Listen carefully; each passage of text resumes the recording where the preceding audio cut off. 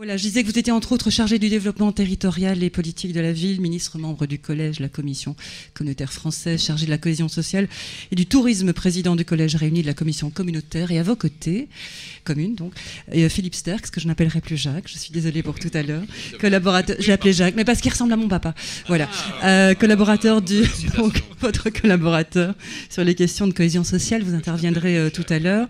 Et puis, bien évidemment, Alain Ouillard, qui est le coordinateur général du CBCS. Il est là attentif parce que moi, je ne pourrais pas forcément réagir à des questions très techniques. Je suis là pour relayer une parole et puis surtout relayer des questions. Alors, ces questions, elles viennent de la base. On va commencer par la première, Rudy Vervoort. Et cette question essentielle quand même qui traîne dans la tête de tous les Bruxellois. Qu'est-ce que le politique veut à moyen et à long terme faire d'une ville comme Bruxelles? Alors vous n'avez pas entendu ce qu'a dit Jacques Moriot, mais évidemment tous les constats de Jacques, vous les connaissez, je suppose, par cœur. Vous savez quels sont les défis inhérents à notre capitale, à notre région. Vous savez aussi qu'il y a une dualisation croissante. Vous voyez monter la précarité, la paupérisation. Alors cette question donc, à quoi va ressembler ou devrait ressembler Bruxelles à moyen et long terme? Est-ce qu'il n'existe pas des tensions entre les fonctions internationales de Bruxelles et le bien-être de certains de ses habitants? Et puis aussi, quelles sont les grandes lignes du PRDD, donc le plan régional de développement durable? Alors, je pense que vous en auriez pour 1 heure, mais je sais que vous allez résumer. Voilà, merci. Merci d'être là. Non. Et merci de répondre. Mais, comme Jacques me l'a dit tout à l'heure... Non, bon... Je pense que ce qui a été dit ici résume un petit peu tous les paradoxes bruxellois. C'est vrai, c'est le premier bassin d'emploi du pays. On a une capacité d'attractivité extraordinaire et en même temps, on se rend bien compte qu'un grand nombre de Bruxellois peuvent se sentir légitimement exclus de ce Bruxelles aujourd'hui. Et tout l'enjeu n'est pas de dire on va opposer les uns aux autres, c'est d'essayer de faire en sorte que ce qui pourrait apparaître, je dirais, comme un handicap, ou en tout cas quelque chose qui ralentit la cohésion sociale, devienne finalement un défi et puis une opportunité. Vous avez évoqué le rôle et le statut international de Bruxelles, c'est une réalité. Je veux dire qu'aujourd'hui, il ne faut pas se le cacher, si on regarde un petit peu sur les tensions, le marché de l'immobilier, le marché de l'emploi, tout cela génère effectivement un sentiment compréhensible dans le chef d'un certain nombre de Bruxelles de se dire si mon loyer est celui-là, si le prix de l'immobilier, l'accessibilité à la propriété est impossible pour moi, l'accession à un emploi, enfin, tout ça c'est du A, hein, c'est la faute A. Sauf que si on regarde les choses... je dirais de manière avec un peu plus de recul, la fonction internationale de Bruxelles est un atout extraordinaire. Si Bruxelles, aujourd'hui, produit pas loin de 20% du PIB belge, on le doit aussi à ce statut de ville, de région à vocation internationale. Ça génère énormément d'emplois, y compris, contrairement à ce qu'on pourrait imaginer, y compris dans des secteurs qui s'adressent à un public, je dirais, peu ou pas qualifié. Tout le secteur, je prends l'ORECA par exemple, n'existerait pas, ne serait pas ce qu'il est s'il n'y avait pas effectivement ce statut de région à vocation internationale. En même temps, et il faut bien s'en rendre compte, je pourrais vous dire qu'il y a des raisons liées à l'institutionnel. Bruxelles aujourd'hui, le Bruxelles sociologique va bien au-delà des 19 communes. Il faut quand même s'en rendre compte. Et donc, chaque fois qu'on nous annonce des chiffres, des statistiques, on isole 19 communes, alors que tout le monde sait très bien que le rayonnement de Bruxelles va bien au-delà des 19 communes. Ça, c'est la réalité belge, il faut en tenir compte aussi. Mais il faut avoir ça en tête, parce que si on regarde un petit peu le rayonnement économique de Bruxelles, ça va bien au-delà. Et donc, l'enjeu aujourd'hui des moyens dont on dispose, il faut le ramener à cela. Si on était dans une situation classique, c'est clair qu'on engloberait une partie du Brabant flamand, une grande partie du Brabant flamand, dans une moindre mesure le Brabant wallon, ce qui évidemment en termes de recettes, en termes de capacité d'investissement, changerait un peu la donne. C'est une évidence. On n'est pas dans ce registre-là et ce n'est pas demain que ça va changer. Il faut bien se le dire aussi. Donc nous devons travailler dans le cadre qui nous est donné. Et donc, toutes les politiques que nous menons ne visent pas à opposer les fonctions de la ville les unes aux autres, c'est d'essayer d'en faire la synthèse, ce qui est l'exercice le plus difficile. Je pourrais être dans l'incantation en disant je ne veux pas de ceci, je ne veux pas de cela. Non, dire demain Bruxelles c'est sans ceux-ci et sans ceux-là, ce serait une catastrophe de toute façon pour Bruxelles. La seule chose, c'est comment réaliser cet objectif à la fois, je dirais, d'appropriation par les Bruxellois de leur destin et de ce Bruxelles de demain, en leur donnant des perspectives, effectivement. D'abord, c'est quoi? C'est l'emploi. La première des choses qui vise à l'émancipation, vous allez me dire, une vieille conception, mais enfin, n'empêche, je pense que l'emploi est une des premières conditions un emploi décent, évidemment, une première condition de l'émancipation de l'individu. Après, c'est ce qui lui permet de rayonner et d'avoir une vie qui correspond à ses attentes à lui. Après, peu importe ses attentes, mais à ses attentes à lui. Donc, moi, je suis partisan, évidemment, de mettre en œuvre un certain nombre de politiques qui visent à la fois à créer de l'emploi pour les Bruxellois, de l'emploi conforme aux attentes des Bruxellois. Et dans un second temps, c'est évidemment de faire en sorte que ces Bruxellois restent à Bruxelles. Parce que l'enjeu, il est là aussi, c'est qu'on on en revient alors à l'institutionnel. Et on a tous des exemples, hein, vous savez, de proches qui, à un moment, sont dans des difficultés, ils accèdent à un emploi, et puis ils veulent devenir propriétaires, ce qui est légitime aussi, ne pas l'être aussi, hein, mais pas de jugement par rapport à ça. Puis ils se disent, où est-ce que je peux aller? Je quitte Bruxelles. Et ça, c'est évidemment à chaque fois... moi, je le vis toujours comme un échec, hein, parce que je me dis, je suis profondément urbain, et je considère que l'avenir de nos sociétés se joue dans les villes. Alors je ne dis pas que je ne pose pas les villes aux campagnes, mais moi c'est mon ressenti, c'est vraiment ce que j'ai au plus profond de moi-même. Et donc, nous devons nous créer les conditions. Et quand on relit, alors après on mesurera le taux de réalisation ou le taux d'échec de la déclaration de politique régionale, mais c'est vraiment ce fil rouge, c'est de considérer que Bruxelles vit aujourd'hui des défis importants, le boom démographique, on l'a dit, on a parlé du nombre de primo-arrivants, enfin tout ça sont des défis.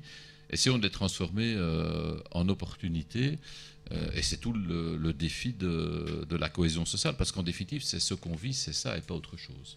Je voudrais rebondir un peu là-dessus, si vous le permettez, et puis laisser peut-être la parole à Alain Willard, s'il a quelque chose à dire. Mais cette réalité bruxelloise, effectivement, que vous venez d'évoquer, qui fait que certains Bruxellois, et notamment essentiellement issus de la classe moyenne, il y a une forme d'exode. Hein. Je veux dire, on part, on va même pas, c'est même plus le Brabant wallon, on va même au-delà. Et à côté de ça, il y a aussi certains quartiers qui sont en voie de gentrification. Et on entend bien aussi qu'il y a cette volonté de ramener dans la ville des gens qui ont les moyens et que la ville doit avoir ces personnes-là.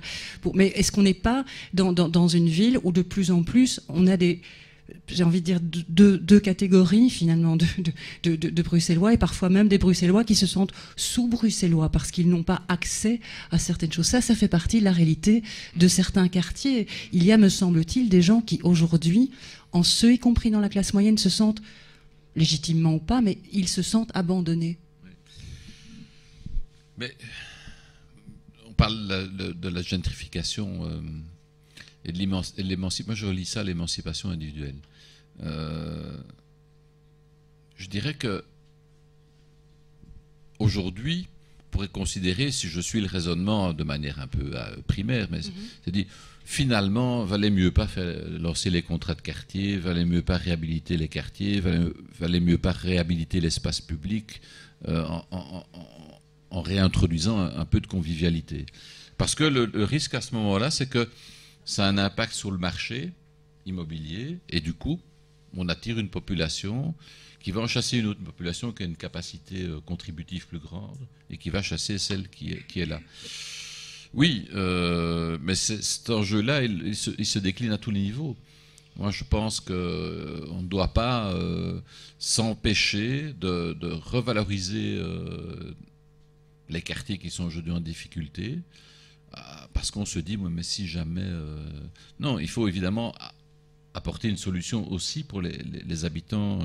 Alors, on pourrait considérer effectivement, et le mal, il est profond, et c'est simple, c'est la capacité qu'ont les pouvoirs publics de peser sur le marché immobilier. Ça, c'est mécanique. Quand on représente en logement public 10% du parc immobilier, dans une société libérale, on va dire ça comme ça, on ne pèse pas. Et donc, et ça, c'est... on peut remonter à très loin. C'est tout le drame, si on compare ça à d'autres villes, notamment aux Pays-Bas, où effectivement, les pouvoirs publics ont une capacité à peser sur le marché immobilier que nous n'avons pas, et on court toujours derrière, et on n'y arrive pas. Hein. On a beau faire toutes les déclarations, tous les plans du monde, parce qu'aujourd'hui, avec la tension démographique, c'est clair que les espaces disponibles, ils sont préemptés, enfin achetés, accaparés par le marché privé, parce que les pouvoirs publics, n'avaient pas la capacité, je dirais, nominale, et aujourd'hui, c'est encore pire, parce que avec ce que l'Europe nous impose comme ligne budgétaire, la capacité d'investissement, on l'a encore vu hier, enfin j'ai vu hier, je crois avant-hier, sur le tram à Liège, c'est hallucinant. Ça veut dire qu'aujourd'hui, on nous explique qu'il faut privatiser, c'est la seule solution, parce qu'une région, une commune, une ville n'a plus la capacité à investir. Ça, c'est le modèle dans lequel on est, que moi je combats personnellement, mais après, on pourra discourir longuement sur la vision de la Commission, mais qui va tout à fait à l'encontre des services publics. Donc, il y a toujours, ça ne doit pas nous empêcher de travailler et aller de l'avant. Moi, je reste, je suis peut-être un optimiste forcené, mais je suis convaincu que c'est vraiment dans cette voie-là qu'il faut travailler. Donc, c'est créer de la richesse ici, en se disant à la fois, parce que ici et maintenant, c'est pour les gens qui vivent à Bruxelles, et puis après, c'est de créer, en tout cas d'espérer maintenir les conditions qui leur permettent de rester ici et de développer. Parce que, vous savez, alors, moi je suis de la génération maison 4 façades Brabant Wallon. Hein, pas moi, hein, mais je veux dire... autour de vous. Autour de moi. C'était le rêve. Quoi. Oui, ouais. mais oui, mais bien sûr. Bien sûr, non, Ma génération, c'était ça. Mais c'est encore le rêve pour certains. Oui, mais c'est devenu moins accessible. Moi, j'aurais pu me le permettre à l'âge, mais j'ai fait d'autres choix. Mais je veux dire, aujourd'hui, en fait, si vous regardez ce qui se passe, les populations bruxelloises qui ont difficile, vous l'avez dit d'ailleurs, elles sautent. Bien sûr. Au-dessus du Brabant wallon. Elles vont vers Charleroi, par exemple. Exactement. Il y a de plus en plus de Bruxellois qui vivent à Charleroi. Voilà. Et si vous regardez du côté du Brabant flamand, vous avez le même phénomène. Villevorde, enfin tout l'axe, vous avez les quartiers. Et en fait, là, il y a une certaine forme de déterminisme, parce que les quartiers populaires de Villevorde, qui étaient occupés par des Espagnols, des Portugais, aujourd'hui, ce sont nos populations d'origine maghrébine ou autre qui deviennent propriétaires, qui achètent parce que ça rentre dans leur capacité d'acquisition. Voilà. Alain, une réaction par rapport à ce qui vient d'être dit, ou je passe à la deuxième question? Non, celui-là, ça va. Voilà. 3 minutes, un constat et 2 pistes peut-être pour avancer. Alors d'abord le constat. J'ai lu le journal Le Soir hier et je suis tombé sur un début d'article que j'aimerais vous lire. Ça va durer 15 secondes, mais je trouve assez intéressant. Donc, c'est Véronique Lamquin qui est au service politique du journal Le Soir qui commence son article en disant la démocratie représentative est en crise, les États cèdent de plus en plus de pans de leur pouvoir de manière très officielle à l'Europe, on vient d'en parler, et de manière plus insidieuse aux multinationales. Les pays européens sont tous confrontés à la montée des formes de populisme, de nationalisme, d'extrémisme. Le modèle économique est à bout de souffle.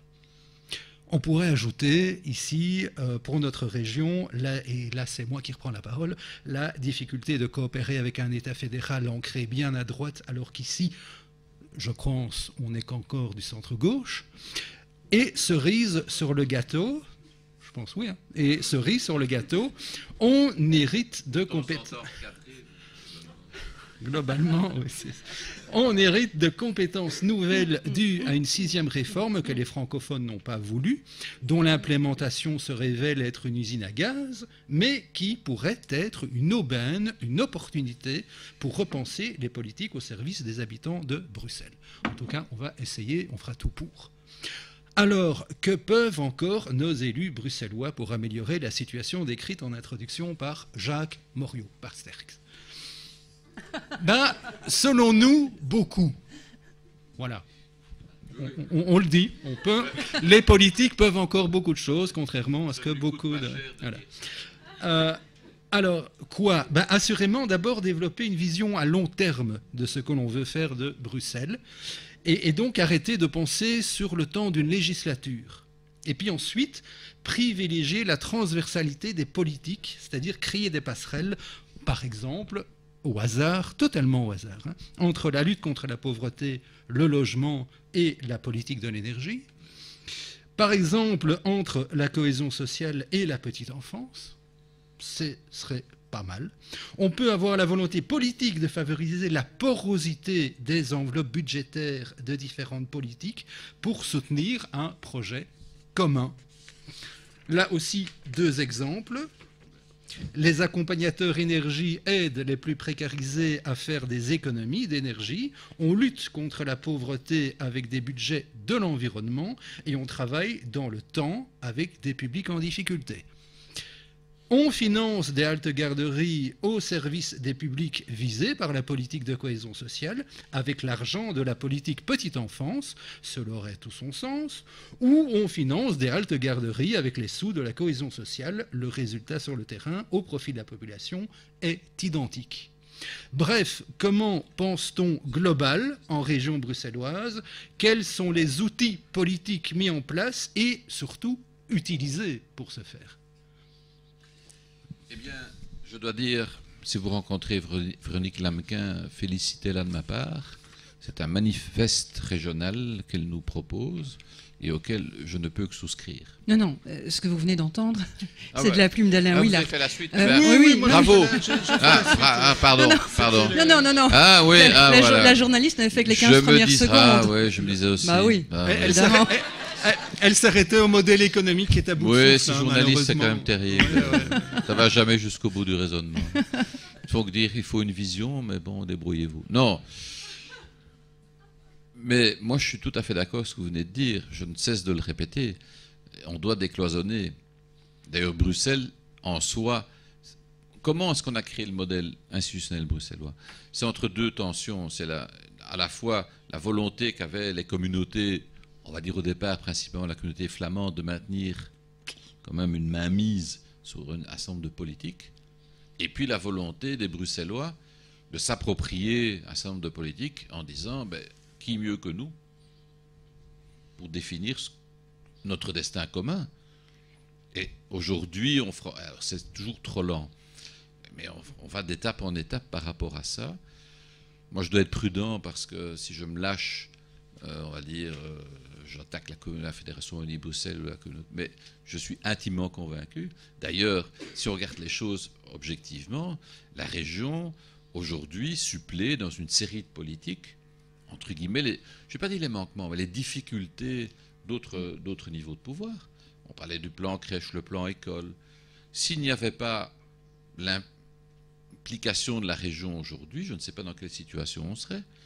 On a tout fait et on continue, malgré, parce qu'on a eu des recours aussi devant la Cour constitutionnelle, malgré tout, contre vents et marées, à dire on a aujourd'hui des enjeux qui sont énormes liés au boom démographique, une attente des Bruxellois, qui d'ailleurs, si nous, admettons qu'on se dit, allez, bon, c'est les autres, hein, d'ailleurs institutionnellement, c'est pas nous, c'est les autres. Mais on n'est pas, je veux dire, on passerait vraiment pour des gens peu crédibles. En même temps, on est dans une configuration qui n'est pas simple, qui crée des tensions, qui pourraient être à un moment donné susceptibles, parce qu'on a toujours vu ça comme des tensions entre la Flandre et nous. Moi, je pense qu'on doit aujourd'hui se dire que peut-être qu'il y aura demain aussi des tensions entre la Wallonie et nous. Il faut pas... et quand je dis ça, je sais que c'est pas évident dans mon parti. Parce qu'on dit, ouais, bon. Mais c'est pas grave. J'assume pleinement ça. Tout simplement parce qu'on est un peu au centre du jeu. On a autant besoin des uns que des autres. En matière d'enseignement, sans la Flandre, que serait Bruxelles?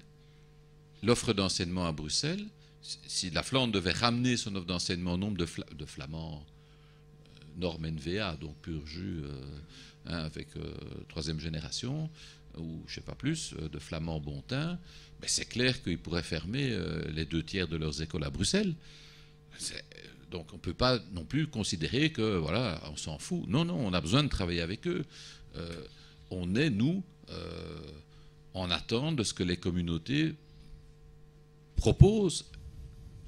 On parle de matière culturelle, je rencontre Sven Gatz tout à l'heure. C'est aussi de parler avec le ministre de la qui n'est pas hostile à Bruxelles, loin s'en faut, il est bruxellois. Donc, mais je pense qu'on a aussi à construire des modèles culturels qui sont un peu à la croisée des chemins entre ce qu'est la Flandre et la Wallonie. Mmh. Et moi, je considère que, et je terminerai par là, mon modèle à moi, donc moi, je ne suis pas contre les communautés, hein, certainement pas, mais dans ma dynamique, enfin, dans ce que moi j'estime devoir être celle de demain, ce sont les régions qui, à la fois, définissent leur cahier de charge et se mettent ensemble pour déterminer ce que les communautés pourraient, je dirais, apporter au devenir bruxellois, wallon, qui n'est pas nécessairement le même, flamand, qui n'est pas nécessairement le même. Et nous, c'est évident, la difficulté, c'est qu'on doit le faire avec les deux, mais en même temps, pourquoi pas? Je trouve que c'est pas plus mal. Ce qui nous permet effectivement de rentrer dans une dynamique qui soit une véritable dynamique fédérale, où ce sont les territoires, parce que l'enjeu, c'est les territoires, les développements se font sur des territoires, et c'est défini ça. Communauté, les gens ne comprennent pas ce que c'est. Moi, je ne me sens pas appartenir à une communauté. Non, je me sens effectivement profondément bruxellois et ça me parle. Voilà. Donc je pense que c'est comme ça qu'il faut envisager l'avenir de la Belgique de demain. Alors, on a souvent l'occasion de penser, quand on parle de nos institutions, et quand on parle particulièrement de Bruxelles, que pourquoi faire simple quand on peut faire compliqué? Donc, une question qui nous revient une fois de plus de la base, cette base qui est en contact avec les usagers, qui est en première ligne, et celle-ci, qu'en est-il de l'ambition de mettre en place une programmation régionale des politiques sociales et de santé ambulatoire, et non plus 3 programmes différents, COCOF, COCOM et VGC? Ça rejoint de manière très concrète et très parlante ce que vous venez de dire. À travers la 6e réforme de l'État, je prends l'exemple des maisons de repos. On s'est dit c'est le moment aussi d'encourager le passage vers la commission communautaire commune. À la fois pour des raisons, il y a des raisons budgétaires qui sont liées à ça. Parce qu'on a parlé des budgets COCOF finalement, indirectement, mais on sait dans quelle configuration on fonctionne. Et c'était un des sujets de discussion lors de la formation du gouvernement, dans l'accord de majorité, c'était de voir un petit peu, de sentir ce que les Flamands pouvaient ou non envisager comme développement futur de Bruxelles. Et je trouve que pour la première fois, on a pu développer l'idée que la commission communautaire commune, qui pour moi aussi est une étape intermédiaire, hein, je ne le cache pas, mais en tout cas, a cette capacité potentielle d'avoir des moyens budgétaires que la COCOF, la VGC, c'est pas un problème, mais le statut n'est pas le même. J'ai plutôt envie de dire que là, c'est plutôt le trop-plein. Mais la COCOF, en tout cas, est en grande difficulté. Si on veut demain mener des politiques à l'échelon bruxellois, c'est clairement en rapprochant, en mettant le curseur vers le régional, et pour toutes les matières... COCOF et autres, quel est ce qu'il y a de plus proche aujourd'hui, c'est la commission communautaire commune. Pourquoi? Parce qu'elle a une capacité financière. Alors le tout, c'est pas de dire on va noyer, on va faire disparaître les spécificités. Au contraire, c'est l'idée qu'on a là, par rapport à ce destin bruxellois que moi je vois, l'espace, et aussi l'espace financier, qui nous permettra un jour de développer des politiques où on ne se dit pas On parlait des primo-arrivants et des bureaux d'accueil. Allez, Jacques, tu le sais. Non, mais c'est vrai.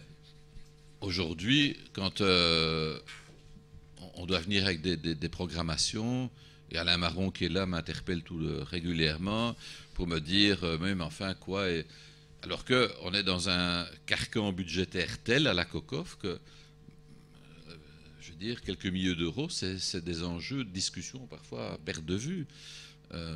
Or ça, c'est un peu frustrant quand on sait qu'à côté, dans d'autres institutions mais qui sont bruxelloises, il y aurait les moyens et les capacités en faisant des transferts financiers. Ça, c'est frustrant pour moi comme francophone de me dire, allez, on est là à serrer la ceinture et à gérer l'impécuniosité, alors que peut-être que si on se mettait dans une autre configuration, on pourrait faire mieux. Moi, c'est comme ça que je le ressens.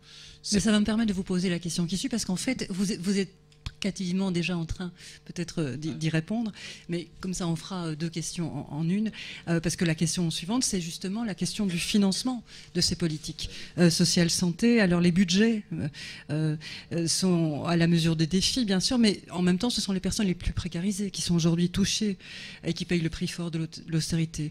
Alors par rapport à la 6e réforme de l'État, est-ce que ce n'est pas une opportunité de renforcer ces politiques de protection des plus démunis?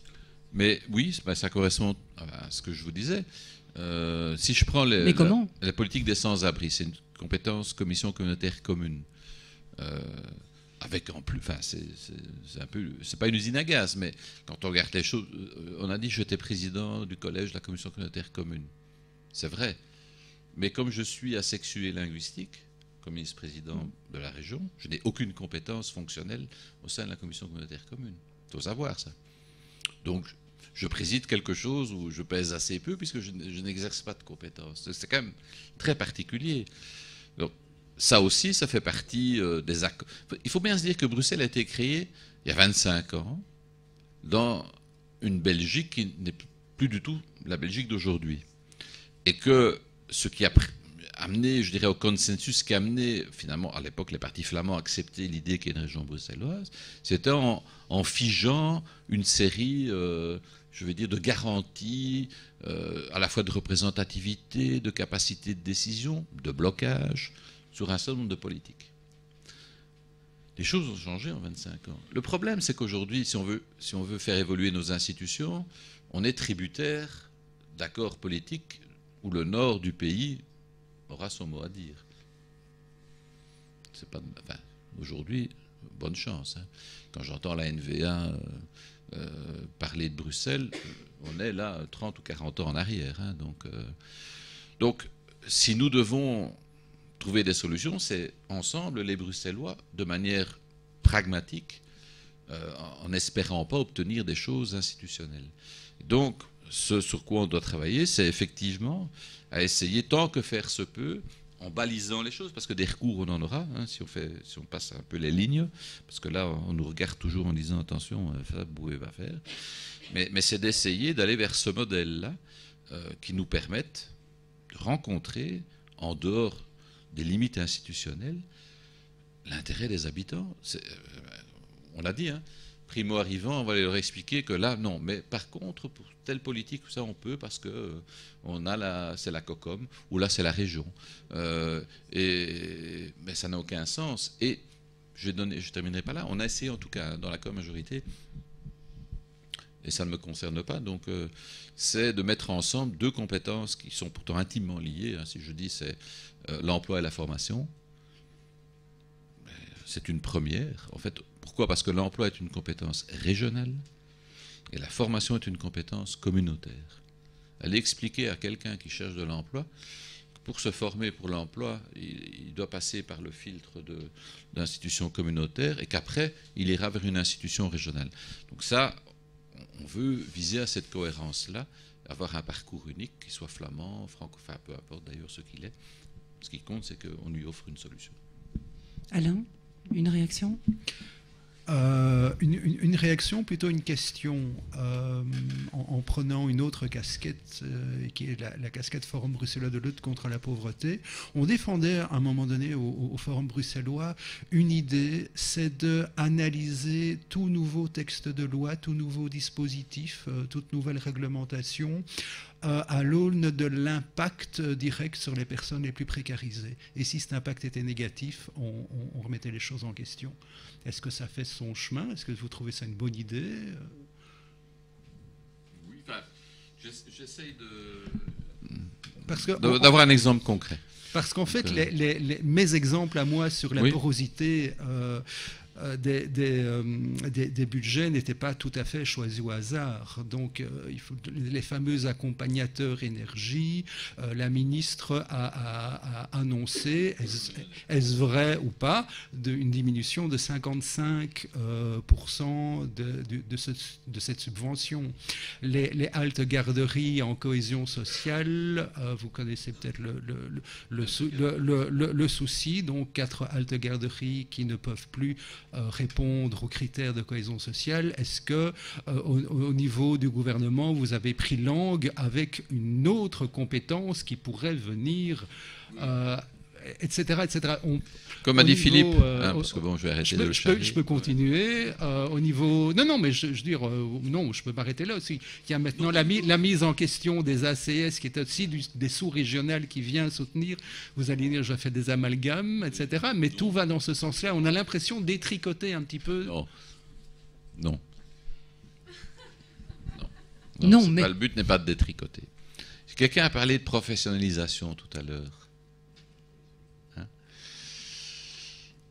Et donc, alors, ça peut sembler un peu rude, parce que on peut considérer, alors ça donne le côté un peu bureaucratique, un peu, pas inhumain, mais manque...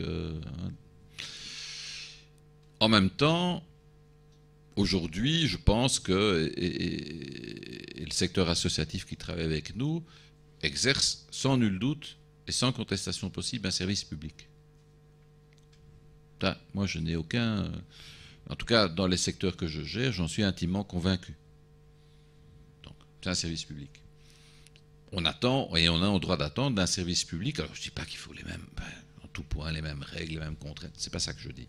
Je dis simplement que si on veut arriver à un niveau, en fonction des moyens budgétaires dont on dispose, un niveau d'efficacité, d'efficience, de faire en sorte qu'il y ait une vraie légitimité, je crois que c'est pas...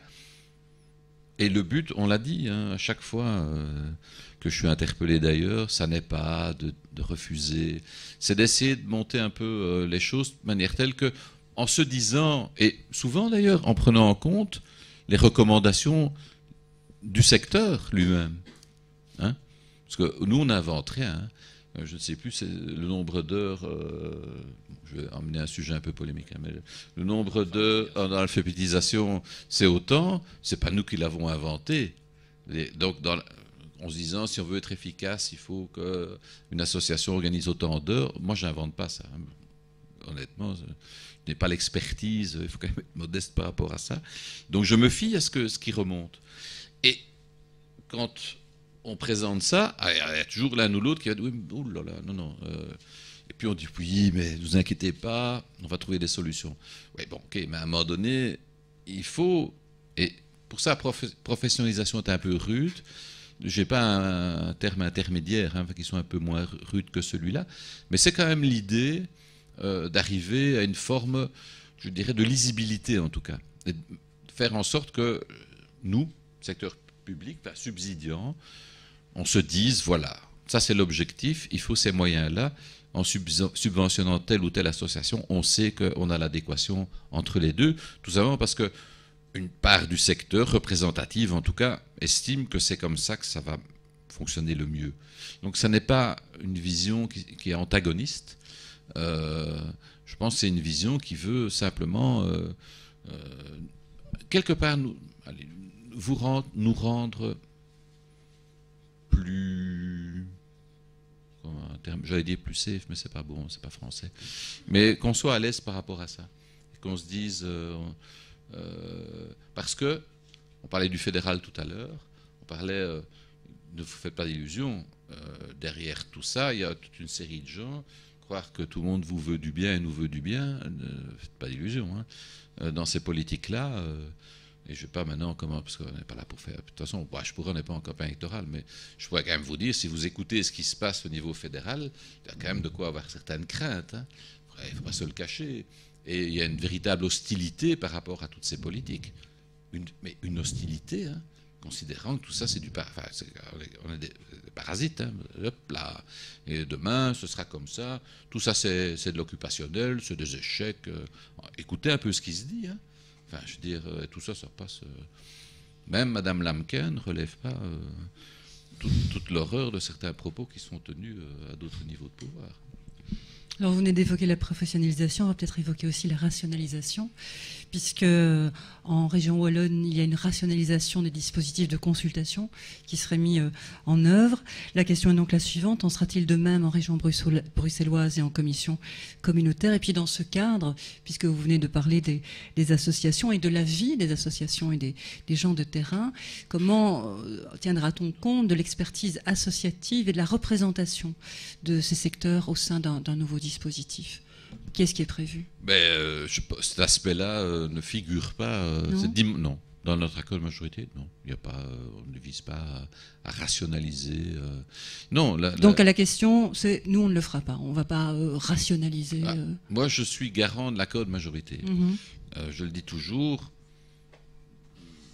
ni plus ni moins. Après, qu'au niveau des groupes, parce que les groupes parlementaires, et puis il y a des réflexions, mais je pense pas, hein, je fixe le cadre général, que là il puisse y avoir des réflexions hors champ de l'accord de majorité. Oui, c'est possible, mais je n'ai en tout cas rien entendu à ce niveau-là. Non, franchement, la rationalisation de non, parce que rationalisation, c'est toujours un terme avec une dimension péjorative. Et ça dépend. Rationaliser, c'est pas forcément péjoratif. Mais dans le contexte actuel, oui. Oui, d'accord. Alain, par rapport à ça, nous prenons acte avec un large sourire. D'accord. Donc c'était péjoratif aussi. Ok. Et puis ce sera la dernière question concernant en tout cas la coordination des politiques sociales. Cette question qui arrive, c'est qu'en est-il des outils de concertation entre ces différents pouvoirs qu'on a évoqués tout à l'heure sur justement les politiques sociales santé? Où est-ce qu'on en est? La question semble difficile. Non. Je ne peux pas dire on est en début de législature, on est en début de législature et donc pour l'instant, on n'a pas encore trouvé. C'est pas une question de majorité à ce moment-là. Hein. Honnêtement, je le dis, que ce soit vis-à-vis du fédéral, vis-à-vis de la Fédération Wallonie-Bruxelles, vis-à-vis de la région wallonne, la région flamande. Dans l'état actuel des choses, je ne sais pas maintenant de manière très générale. Au niveau des coordinations entre niveaux de pouvoir, je dirais qu'avec le fédéral, c'est encore un peu tôt, mais on sent bien que pour l'instant, il ne faut pas avoir trop d'illusions, y compris, parce que bon, on a dit RER, mais c'est un RER avec quand même pour certaines lignes une diminution de l'offre. Hein. Ça, on ne dit pas, mais c'est quand même une réalité. Hein. RER que, comme on dit à Bruxelles. Ouais, voilà. Non, mais allez, le tunnel Schuman-Josaphat, c'est quand même un exemple extraordinaire. On a dépensé je ne sais combien de milliards. Et je vous assure, hein, je pense qu'ils ne savent pas encore comment ils vont optimaliser la gestion d'une infrastructure qui a un potentiel extraordinaire. Hein. À la fois sous l'aéroport, la périphérie, le quartier européen, la ligne 26. Enfin, c'est quelque chose. Schuman. C'est inquiétant, mais en même temps, il y a des contraintes budgétaires, je suis bien d'accord, mais être là à se dire, bon, c'est tout de même un peu frustrant pour nous Bruxellois par rapport au développement d'une offre alternative, une offre de transport en commun qui pourrait être extraordinaire. Vous savez que le RER, physiquement, il est réalisé à plus de 70%. Les lignes sont là. Hein. Le tout, c'est de mettre des trains avec des horaires, avec des fréquences. Voilà. Ça, c'est le problème. Mais pour le reste, donc, est-ce qu'on a vraiment cette volonté d'améliorer la mobilité à Bruxelles, qui est aussi un enjeu, je veux dire, de qualité de vie. Et par rapport à la communauté flamande, là, on a eu des contacts. J'ai eu des contacts directs avec Geert Bourgeois, à me dire, mais on peut s'entendre, et c'est ma vision de la Belgique de demain, avec des majorités qui ne sont pas les mêmes. Mais là, en tout cas en termes de mobilité, hein, c'est développer toute une offre de transport en commun autour et dans Bruxelles, en collaboration avec de l'Aisne, avec la STIP, où on désenclave Bruxelles aussi, dans l'autre sens. Donc, je dis toujours, il faut que les Bruxellois... Hier, on a inauguré en grande pompe le nouveau connecteur là, à Zaventem, enfin Brussels Airport, pas Zaventem, Brussels Airport. Et mais voilà, moi ce que j'attends comme Bruxellois, c'est que cet aéroport ait un sens aussi pour les Bruxellois en termes d'emploi. Et il y a un truc très simple à faire. Vous avez le tram là maintenant qui va jusqu'à l'OTAN, eh bien, on le poursuit la ligne jusqu'à l'aéroport. Et vous permettez à des Bruxellois qui n'ont pas les moyens de s'acheter un véhicule d'aller travailler à l'aéroport et de rentrer chez eux à Bruxelles le soir. C'est aussi con que ça. Bon, il faut le faire. Hein. Et je sens, la Flandre n'est pas hostile parce que tous les milieux économiques le demandent. Hein. L'aéroport est le premier demandeur en disant on a besoin d'emploi, ils sont en pénurie d'emploi. Mais là aussi, on verra leur capacité d'investissement dans les années qui viennent. Donc on a besoin de ça, de décloisonner, de se parler, de faire en sorte qu'on vise l'intérêt entre guillemets général. Mais on se rend bien compte qu'aujourd'hui, et les torts sont sans doute partagés, on est dans un modèle qui est plus conflictuel qu'autre chose et qui, je pense, passe à côté de l'intérêt du citoyen. En tout cas, moi je vois ça comme bruxellois, hein, je ne me prononce pas pour la Flandre ou les Wallons, mais comme bruxellois, je trouve que nous, comme on est un peu au centre du jeu, on se dit, soyons un peu plus pragmatiques et faisons en sorte qu'on soit dans du gagnant-gagnant. Alain, un commentaire, non ? Il est évident qu'après, des questions pourront remonter. Hein. Alors, Philippe Sterckx, je pense que c'est vous qui allez prendre la main pour... Ah, d'accord, ok, bien. Non, encore, oui. Alors maintenant, on va terminer sur la... Il y a encore 3 questions qui nous sont arrivées sur la cohésion sociale et les primo-arrivants. Alors, toutes ces politiques de cohésion sociale et qui concernent notamment les primo-arrivants visent le développement des compétences individuelles, hein, dans le but d'une plus grande compétitivité sur le marché de l'emploi, alors qu'on sait à quel point le marché de l'emploi à Bruxelles est un marché difficile, compliqué, et qu'il manque... il en manque de l'emploi. Alors l'emploi est encore et toujours dans nos sociétés considéré comme le meilleur vecteur d'intégration. Est-ce que, en mettant cela en avant, en exergue, est-ce qu'on n'oublie pas de travailler sur un contexte de société, sur la collectivité, surtout quand il n'y a pas assez d'emplois? Mais non, de l'emploi à Bruxelles, il y en a assez.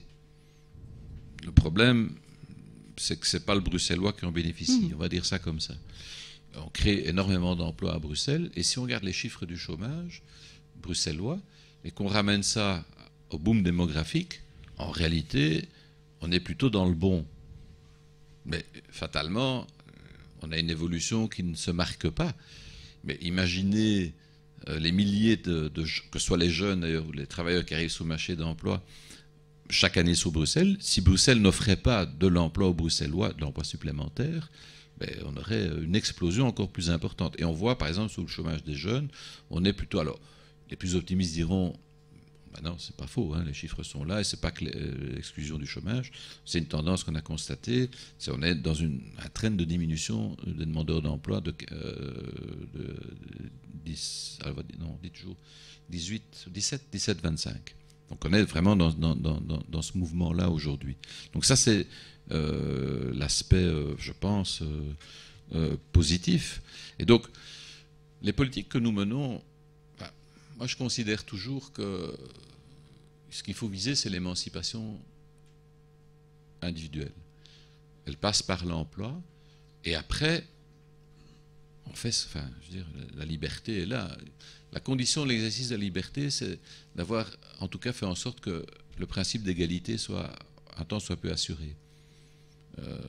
Parce que quand on n'a pas les moyens et qu'on est libre, on est surtout libre de ne rien faire.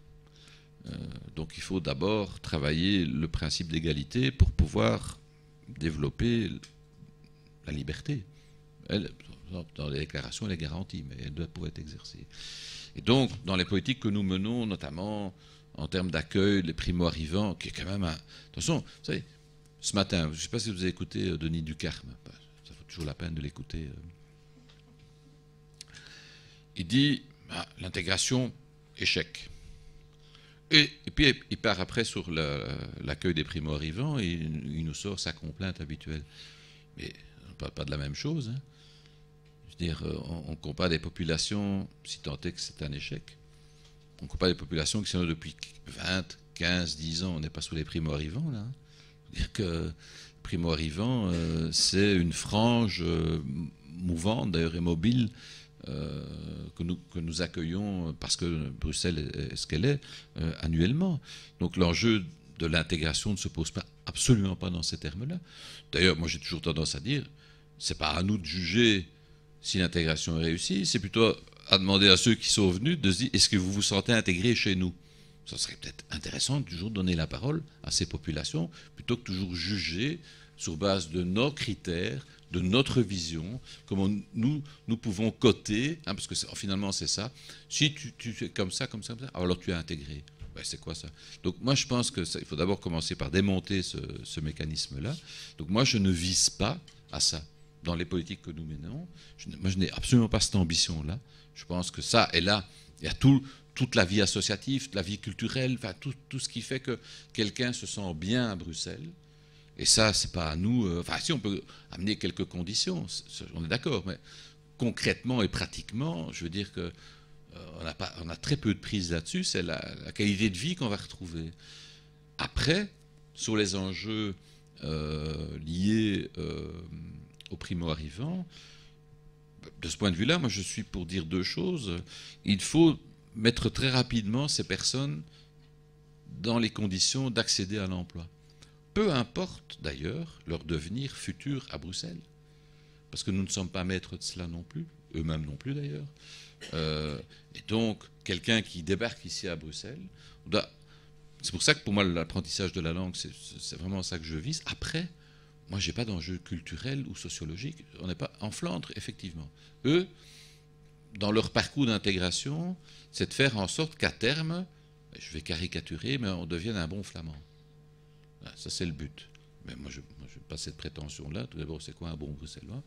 Je n'en sais rien. Non, c'est de faire en sorte que ces personnes-là puissent très rapidement trouver un emploi, le plus rapidement possible, et qu'elles soient dans les conditions, le permis de travail, tout ce qu'il faut. Quitte à ce qu'après, dans l'examen d'un dossier, par exemple, de candidat réfugié ou autre, ce soit refusé. Bon, ça, c'est comme ça c'est les règles. Mais en même temps, on ne doit pas empêcher quelqu'un de s'émanciper ici et maintenant.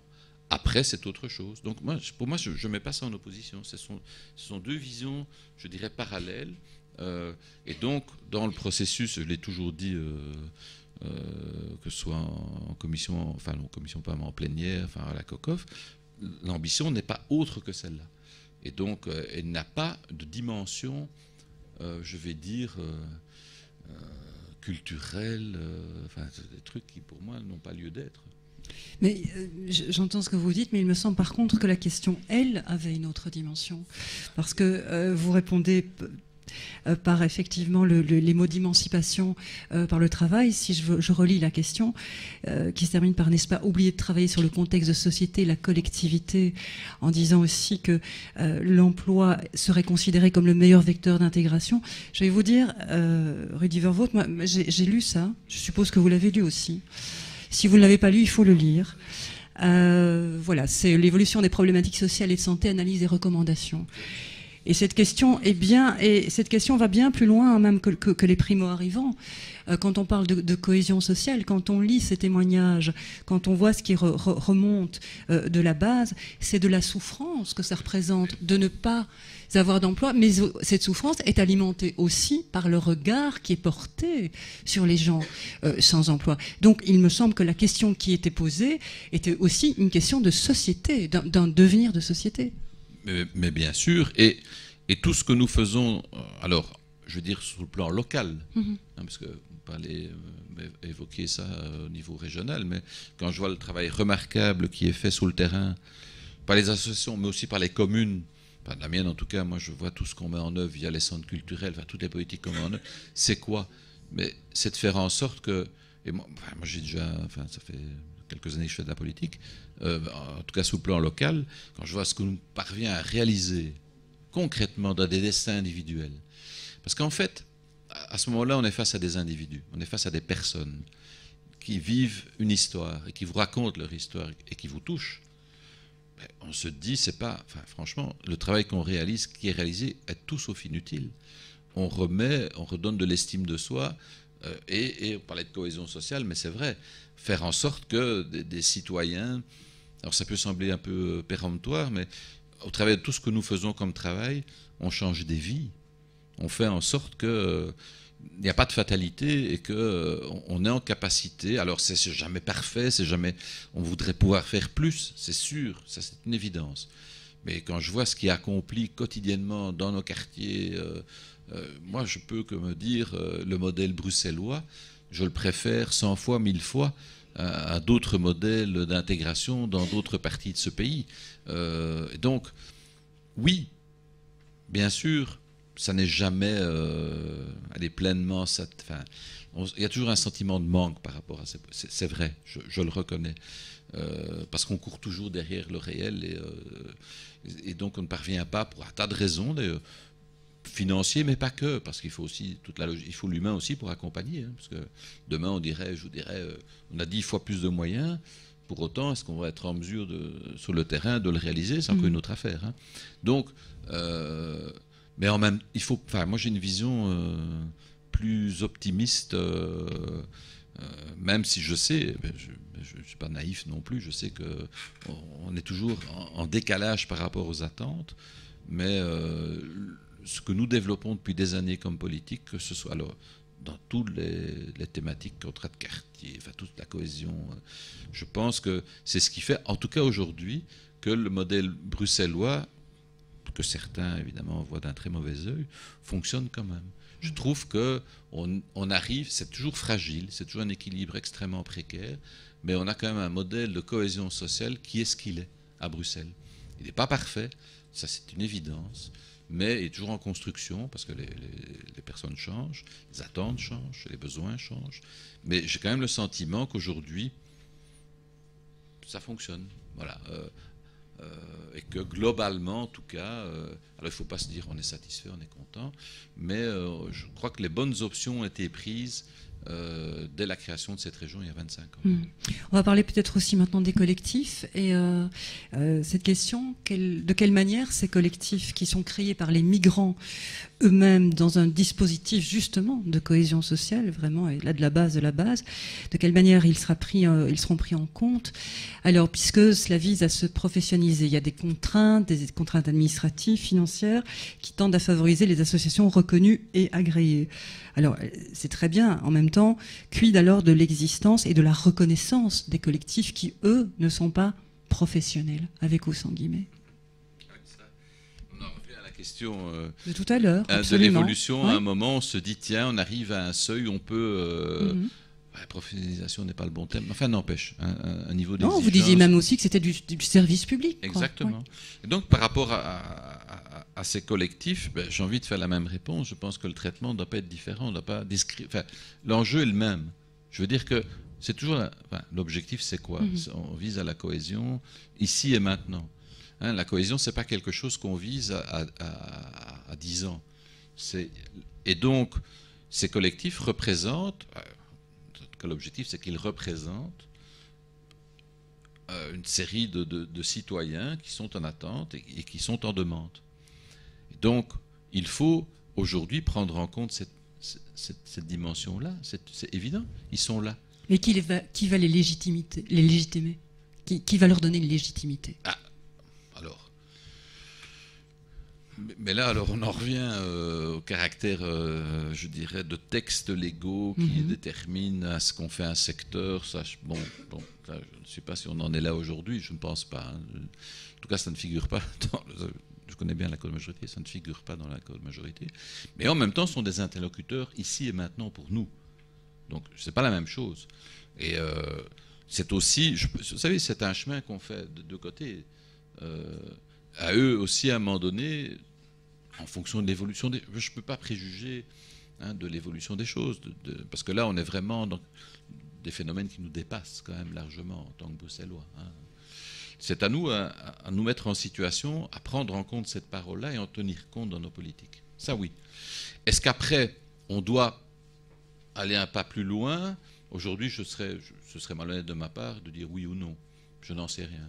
Honnêtement, on est dans un processus qui évolue pour l'instant, qui est émergent, j'ai envie de dire. Donc il ne faut pas non plus se précipiter. Il ne faut pas dire on bat ça d'un revers de la main et pas non plus se précipiter en disant on va. Mais en soi, nous ne visons. Enfin, on ne vit pas ça de manière conflictuelle, potentielle ou hostile ou quoi que ce soit. Pas du tout. Au contraire, c'est un facteur de cohésion sociale. Je pense que les collectifs. Alors après, c'est toujours la même chose. On dit oui, mais attends, quel est le rôle? Non, ils ont un rôle qui vise à la cohésion sociale. C'est une évidence. Tout simplement parce qu'ils parviennent à faire la synthèse d'attentes, de besoins. Et donc, la parole qu'ils portent est une parole, je dirais, qui arrive à une dimension qui, à ce moment-là, devient... qui nécessite que les pouvoirs publics les entendent. Alors on va terminer, puis je laisserai la parole à Alain s'il veut rebondir sur l'ensemble de cette thématique et de ces trois questions. On va parler de l'obligation éventuelle pour le parcours d'accueil à destination des primo-arrivants. Vous doutez bien que cette question allait arriver. De toute manière, vous avez eu en partie la question. Alors, il y a une obligation pour le public, mais alors qui dit public dit aussi obligation de moyens et de mise en œuvre pour le pouvoir public, d'une part. Et puis qui dit obligation dit parfois sanction, quand on ne remplit pas son obligation. Et est-ce qu'il y aura des sanctions? Et s'il y en a, est-ce que vous avez déjà une idée du type de sanctions que vous allez appliquer pour le public? Je pense qu'en Flandre, il y a des sanctions administratives qui interviennent parfois. Oui. Qu'en sera-t-il? Oui, je ne sais. On parle de la Flandre. Moi, je ne sais pas. Non, mais pour Bruxelles, qu'en sera-t-il? Non, mais ça a une importance. Donc, je ne sais pas si en Flandre, les sanctions sont mises en œuvre. Je ne pense pas. Oui, mais enfin, c'est pas... que dit l'accord de majorité? Je vais revenir à ce que je connais. Aujourd'hui, le parcours d'accueil, c'est décret COCOF qui fixe le cadre. 2, par rapport au caractère obligatoire, la seule institution compétente, on en revient un peu à... c'est la commission communautaire commune. Lorsqu'on a discuté de l'accord de majorité, on a évoqué cette question. Pour 2 aspects. L'un, c'est de dire, parce que je ne m'en cache pas, j'ai toujours considéré que sur le volet 1 du parcours d'accueil, on pouvait donner un caractère obligatoire. C'est donc venir et l'évaluation langue et le processus langue. On ne prévoit pas de sanctions particulières d'ailleurs, ça ne figure pas. Étant entendu que ça amène à une chose très simple, c'est que la commission communautaire commune s'empare de cette politique. Et j'en reviens aux enjeux budgétaires, parce que ce n'est pas innocent, c'est de dire, et c'est ce qu'on a discuté lors de la formation du gouvernement, c'est de dire, à ce moment-là, il faudra que la commission communautaire commune mette de l'argent dans la mise en œuvre de ces politiques-là. Ça, c'est pragmatique, c'est tout ce qu'on veut, mais on a amené nos amis néerlandophones dans cette voie-là, et ça n'a pas posé de problème, ça figure dans l'accord de majorité, de manière telle qu'on se donne un peu d'oxygène pour la mise en place de cette politique. Alors, après, on pourra toujours considérer, oui, mais enfin, vous avez... Non, je pense que, quand je reviens à ce que je disais, l'emploi, moi, je ne vise pas à faire du culturel, du sous-culturel, de quoi que ce soit, non. J'ai dit, la première phase, oui, on peut quand même, c'est pas... Et puis, mais sans sanction, enfin, en tout cas, on n'avait absolument pas évoqué de sanctions à la clé. Et puis, dans un public quand même très restreint, il faut quand même bien se rendre compte que... on ne vise pas, sans ça, financièrement, même avec la COCOM, on est mort. Donc, c'est vraiment viser un public restreint, mais on se dit très rapidement, on va apporter une solution, en tout cas une approche, l'apprentissage du français. Et puis, voilà, on demande guère plus. Et si on veut réussir ces politiques-là, on doit pouvoir créer plusieurs bureaux d'accueil. Aujourd'hui, on le sait, les contraintes budgétaires sont telles qu'on va pouvoir en créer un. Et puis merci, au revoir, mais avec ça on fait rien, quoi. Donc si on veut un peu élargir cette politique, il faut pouvoir se donner ces moyens-là. Et donc ça, c'est la commission communautaire commune. Et donc pas de sanctions à la clé? Non. C'est quoi? C'est des sanctions administratives? C'est des ça? Ouais, bon, ok. Alain?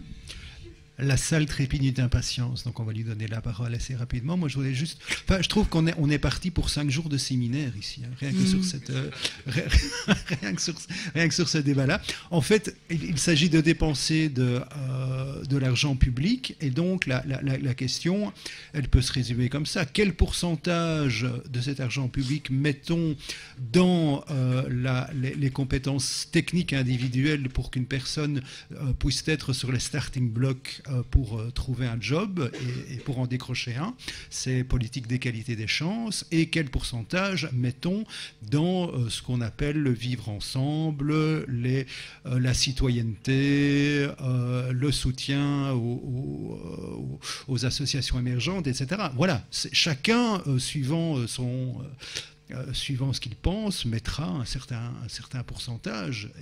Et c'est, je pense que le ministre-président l'a très bien dit, c'est tout à fait complémentaire. Voilà, mais il faut donc bien tenir compte des deux.